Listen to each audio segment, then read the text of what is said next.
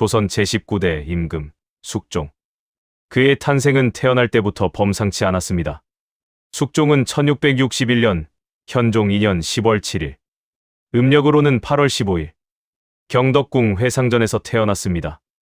부왕은 조선 제18대 임금 현종, 모우는 명성황후 김씨였습니다.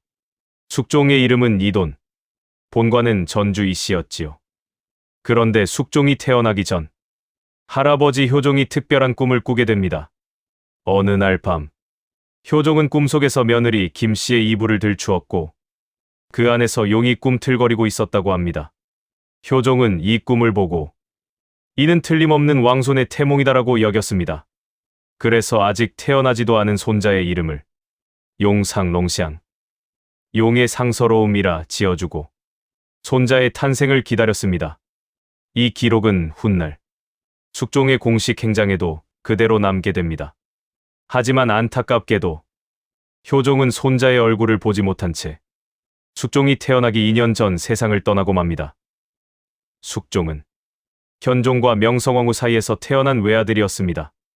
모후 명성황후는 그 이후로 더 이상 아들을 낳지 못했고 숙종은 홀로 왕통을 이어갈 존재가 됩니다. 문제는 그의 건강이었습니다. 숙종은 어려서부터 잔병치레가 잦았고 체력도 약한 편이었습니다. 명성황후는 늘 불안했습니다.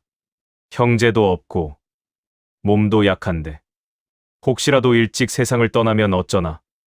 이 불안은 그녀가 아들을 더 강하게 보호하게 만든 이유이기도 했습니다. 1667년 숙종은 왕세자로 책봉됩니다. 하지만 평온한 시간은 오래가지 않았습니다. 1674년 숙종의 나이 13세. 부왕 현종이 갑작스럽게 급서합니다. 예상치 못한 상황 속에서 어린 왕세자는 그대로 왕위에 오르게 됩니다. 조선의 새 임금, 숙종. 보통 이 나이의 왕이라면 어머니나 대신들이 정치를 대신하는 수렴청정이 당연했습니다. 그러나 숙종은 달랐습니다. 그는 말합니다. 짐이 왕인데 왜 남의 손을 빌려야 하는가? 숙종은 즉위하자마자 수렴청정을 거부합니다. 심지어 모후 명성황후조차 아들의 친정을 반대했습니다. 아직 너무 어리다. 정치는 대신들에게 맡겨야 한다. 하지만 숙종은 어머니의 반대를 정면으로 거부합니다. 그리고 즉위 첫 해부터 당파 싸움의 한복판으로 뛰어듭니다. 바로 제2차 예속 논쟁입니다. 이 문제에서 숙종은 서인의 의견이 아닌 남인 허목 등이 주장한 기년설, 즉 1년 상복설을 지지합니다.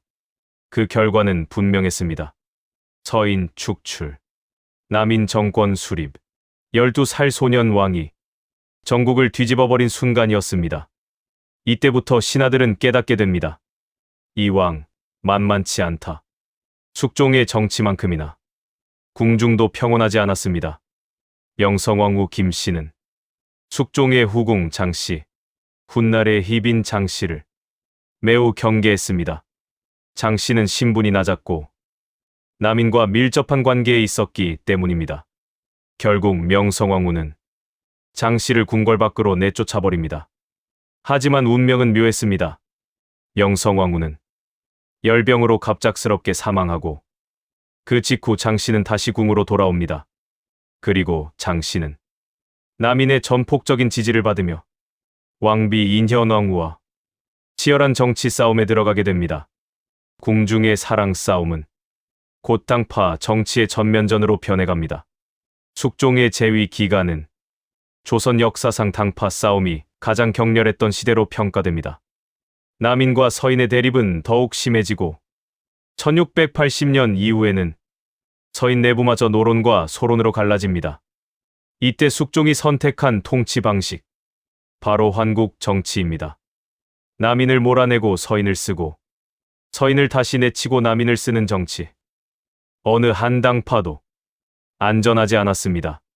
숙종은 당파를 이용했지만 그 누구에게도 권력을 완전히 맡기지 않았습니다. 조선의 권력은 항상 왕의 손 안에 있었습니다. 숙종은 어린 나이에 왕이 되었지만 결코 어린 왕이 아니었습니다. 태몽부터 남달랐고 즉위 순간부터 정치를 움켜쥔 왕. 그의 시대는 혼란스러웠지만 그 혼란의 중심에는 항상 숙종 자신이 있었습니다.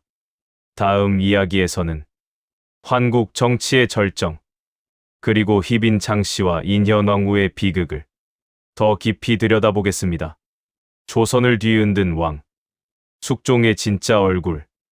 그 이야기는 아직 끝나지 않았습니다.